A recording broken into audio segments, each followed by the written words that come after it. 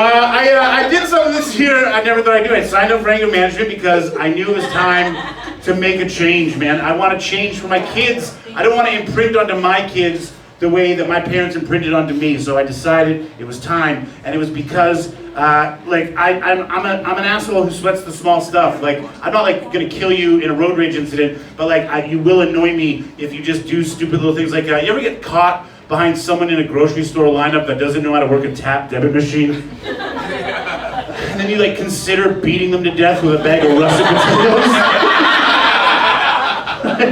That's me, okay? Like what used to be a 2-minute transaction at a 7-Eleven to buy a Slurpee is now a 14-minute journey because the poor lady at the register has a skip the dish app that's going off, an Uber Eats app that's going off, that convection oven that makes those shitty pizzas, that alarm is going off. I'm having an audible panic attack, and then the guy at the front line is cashing in $61 Keno tickets!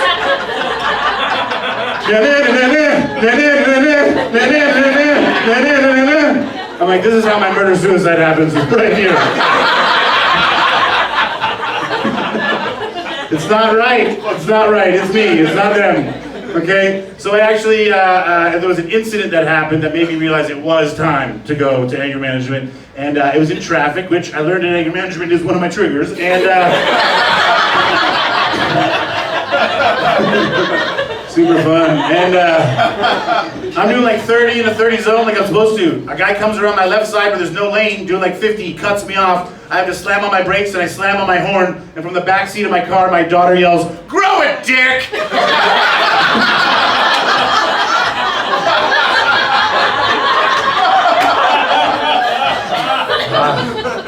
Like, you hear every word I say, hey baby?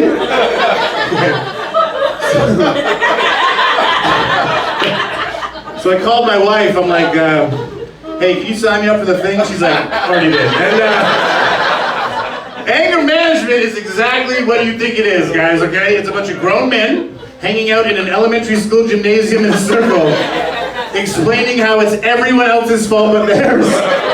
And I've learned it's not. It is my fault, okay? And I've learned a lot from going to anger management, and first thing is that, of course, I'm fine, okay?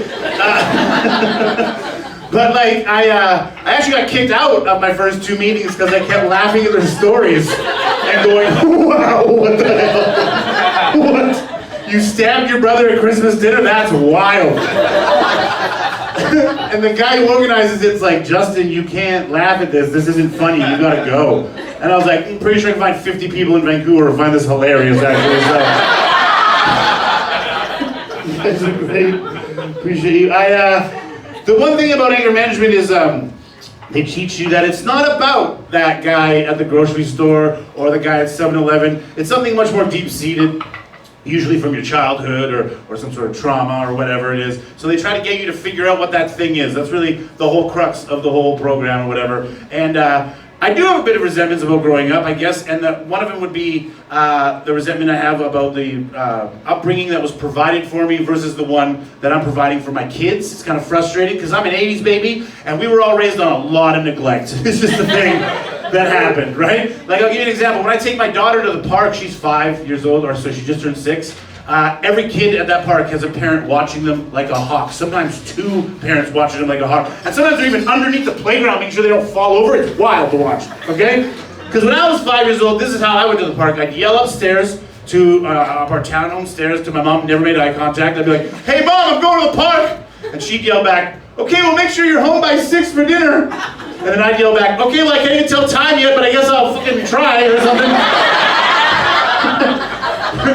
She didn't even know what park I was going to. She had no idea. Wild, right? And then when I was 6 years old, I was actually the first skip the dish, okay? Because my parents, sorry, I was doing errands for my parents, not even kidding you. Anyone else here, when they were little, ever get sent to the store to buy cigarettes for their parents? Anyone else do that? Yeah, 1 or 2 people? Okay. Yeah, I know this whole side of the room's like, what the fuck? Yeah, it is a thing that happened. Okay, 6 years old, and sometimes they'd send you with the note. Remember that note they'd send you with? It would say, "They're not for him." No shit, they're not for me. I can't read. And sometimes that note was written on the inside of an unfolded cigarette package.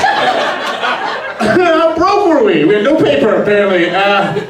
Can you imagine if I sent my 6-year-old to get me cigarettes today? I'd be at Crime Stoppers tomorrow. Yeah, and then when I was 7 years old, yeah, like I said, skipped a dish. My parents they wanted takeout food, but they didn't want to pay for the delivery fee. So they would send me on my bike to go get it, okay? Pitch black, 7 years old, okay? 2 large pizzas in one hand, a 2-liter of pop hanging off my handlebars in a plastic bag, you know, just in case the child predator was hungry, I guess, I don't know. Right, seems risky, right? But don't worry, I was never abducted. I think the child predator looked at me and was like, no, that's a trap, for sure. That's a bait kid if I've ever seen one. Yeah, so yeah, I talk about that anger management a lot. And here's the thing, man, I gotta get better. It's on me to be better, and I work at it. So I'm doing things now that are preventative, so I don't get mad, right? So one of those big things, because my biggest triggers are rude people, traffic, and the news. So I don't watch the news anymore, can't stand the news. The news is bullshit stories designed to divide us and make us argue with strangers on Facebook while we take a shit. That's the only thing it's there for, all right? Yeah, so if you see someone in the comment thread just going off, that person is constipated. They're working on it. So I don't do it anymore, but my wife, she will watch the news before she goes to work. And sometimes I'll hear a clip of a story that'll drive me nuts and send me through the roof. And recently it was a story about a couple from Richmond who won the lottery for the second time in 3 months. Who the hell plays the lottery when you just won the lottery? You selfish piece of shit. Oh, I was mad. Screaming at my TV like it owes me money, and my wife, God bless her, she just shimmies into the room as to not disrupt me or spook me. And she just comes over and she starts rubbing my back. And she goes, it's okay. We don't know them. Yeah, but the thing, right? And then she goes, well, maybe they have a gambling addiction. We don't know, right? And I was like, holy shit, yeah, that does make me feel better. Because if I could have chosen my addiction, which I assure you, I did not get to choose, I